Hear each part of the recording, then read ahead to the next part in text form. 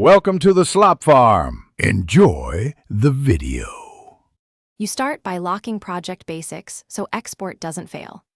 Open scene settings and confirm resolution and frame rate match your delivery specs, then set scene duration. Once done, choose a color profile and decide whether you need an alpha channel. Use checkerboard background to preview transparency.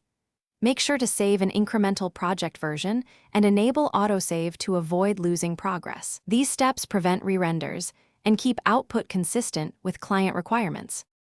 You now configure the render.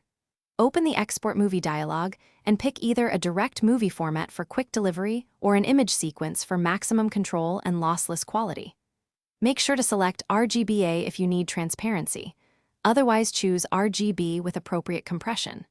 For audio, decide to embed the soundtrack or export a separate WAV.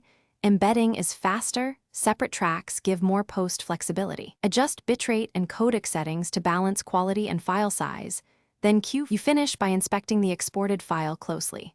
Open the movie or image sequence in a reliable player or compositor and check color accuracy, alpha behavior, frame rate consistency, and audio sync. Once satisfied, deliver the file using the required container and naming convention.